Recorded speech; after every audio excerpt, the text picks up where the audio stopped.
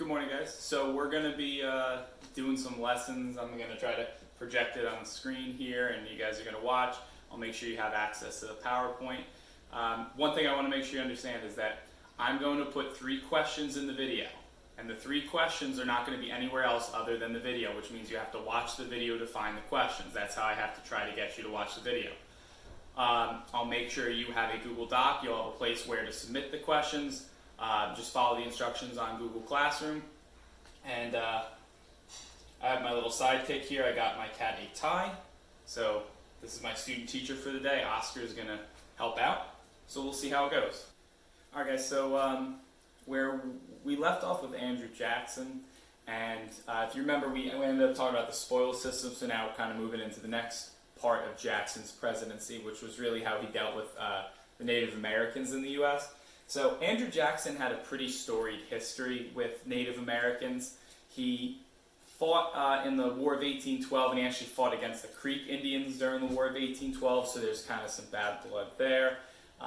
After the War of 1812, he attacked the Seminole tribe in Florida, so he kind of did this on his own. Like, he went out of his way to fight the natives. He didn't have to. When he becomes president, the land that the native tribes were living on in the southern part of the U.S. and the new western territory that they kind of conquered turned out to be fairly valuable.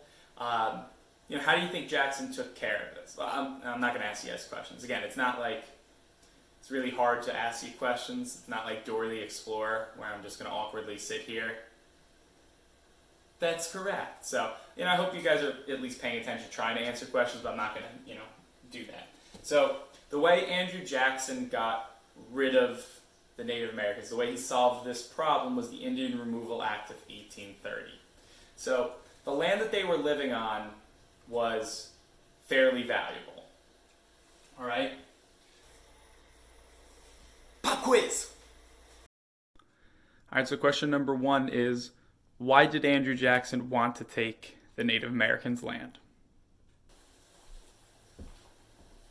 All right, so the land that they lived on was fairly valuable. The Americans wanted this land because they wanted to plant, they wanted to mine different resources. Basically, they wanted the land for themselves. I mean, that kind of goes without saying. So, Andrew Jackson has to figure out a way to get the land from the natives and then basically give it to white Americans. And he felt like it would be impossible to stop white Americans from taking the land. He basically said, there's nothing we can do to stop Americans from taking the natives' land, so it would just be easier if we got rid of the natives. That's kind of his solution. So he decided to remove the natives from, the land that they had lived on for hundreds or potentially thousands of years. So the Indian Removal Act is actually a piece of legislation that gave the government a bunch of money. It basically reallocated, it moved funding, it moved money around where the government could basically take that money and try to pay off tribes. Like, here's X amount of money, go somewhere else. All right? So 90 different treaties were signed with the different Native American groups. Obviously, there's all sorts. We'll talk about a few. But Andrew Jackson, and the U.S. government took that money and said, here's $1,000, here's $1 million, all right? Here's different amounts of money. Please go somewhere else, and then we'll take your land. You can almost think of it like a bribe. So a lot of tribes did receive this money. A lot of them took it happily and went somewhere else, but a lot of tribes did not want to move. So some tribes that didn't sign the treaty ended up staying. Andrew Jackson eventually realizes we still need to get rid of them. So he's going to start to order these tribes to move. And arguably the biggest tribe that didn't move, and the biggest tribe that Andrew Jackson and the U.S. government had problems with was the Cherokee Nation. So the Cherokees took the Georgian government to court. I know that sounds really weird, but this Indian tribe actually went to the Supreme Court and sued the Georgia government. The Supreme Court ruled, let me take a second, guess how they ruled. All right? They actually ruled that they could keep their land, so it's kind of surprising that our government ruled against our government. They actually sided with the natives. But the thing is, Andrew Jackson still is going to figure out what he wants to do. What do you think Andrew Jackson did? Well, Andrew Jackson decided that he's not going to listen to the Supreme Court. And he's quoted as saying, John Marshall, who was the Chief Supreme Court Justice at the time, John Marshall has made his decision, now let him enforce it. Basically, he said, if John Marshall wants them to keep their land, that's his job then. I'm going to continue to get rid of the natives. So Andrew Jackson and the U.S. government continued to try to push the Cherokee off their land. And that's where the Indian Removal Act kind of takes a turn for the worse. And pop quiz. All right, question number 2 is, which tribe faced the biggest hardship during the Trail of Tears? And I want you to explain some of the stuff that they went through in your answer. As you can imagine, the Trail of Tears was not the happiest of historical events.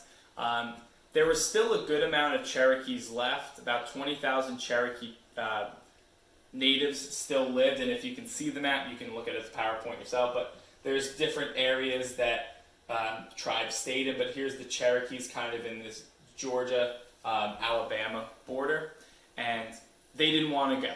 So now the government has to figure out what to do.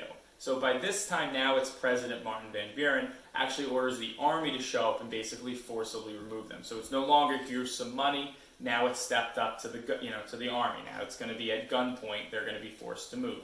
So where they end up going is the 20,000 that did leave.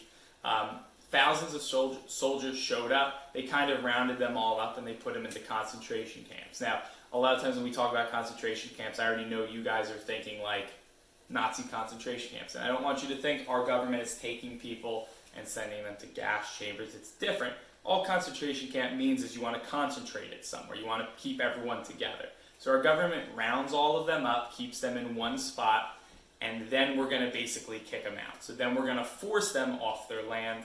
So the march is about 1,000 miles. So this Trail of Tears is multiple trails, but it represents, one person would have had to walk about 1,000 miles. They're not being carted off by horse and buggy. They're not hopping on a train. They're just marching for 1,000 or so miles.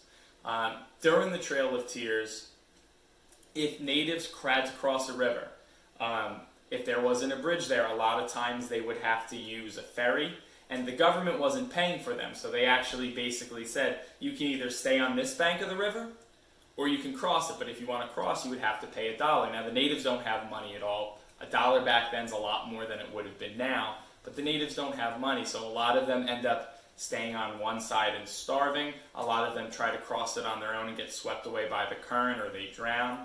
So the U.S. government isn't trying to move these people as much as they're just trying to get rid of them. And the fact that a bunch of them died trying to cross rivers, died due to starvation and disease, the U.S. government really does not care about, as terrible as that sounds to say. If you want, you guys have access to the video. This is the video I normally would have shown in class. Feel free to take a look. It might even help you guys. Answer a question. Okay, but the Trail of Tears, I would recommend you watch the video. It's a pretty horrific event in American history. I'm not really doing it justice here. It's a lot worse than I made it out to be in this 2-second PowerPoint, but I'm teaching from home, so this is kind of all I can do. All right, now one other part of Andrew Jackson's presidency that was fairly important was that he passed some tariffs. We talked about tariffs before we left. Tariffs are taxes on goods coming into the country, so something made from somewhere else. So Jackson passed tariffs in 1828 and 1832. A lot of the South disagreed with these tariffs. They thought it would hurt U.S. industry, and South Carolina became the #1 state that opposed them. So South Carolina basically declared these tariffs null, void, and no law. And I think one of our terms previously was nullified. So that means basically to ignore it, to choose not to follow it. So in this case, here's the president and the government setting a law, and here's again an issue when a state decides, you know what, we don't have to listen to the federal government. So now this is going to pose a problem, and Andrew Jackson needs to figure out how do we stop this from getting worse. So he decides that if we happen to leave this be, if we let South Carolina do what they wanted to do, other states would follow along. We've talked about this before. If Virginia didn't like the next law, or if New Jersey didn't like the next law, we would just choose not to follow it. So Jackson doesn't want that to happen, so he decides to send in the Federal Army, or he threatens to send in the Federal Army. At the last minute, Henry Clay, one of the guys that was responsible for the Missouri Compromise, renegotiated the tariff. He made it fair so that South Carolina was happy. Basically, this solves that problem, but this also poses a bigger problem. And, that's kind of where we are with Andrew Jackson. Pop quiz. All right, question number 3 is why didn't Andrew Jackson, or why couldn't Andrew Jackson let South Carolina ignore the tariffs? In your answer, I want you to describe what problems that might have caused in the future.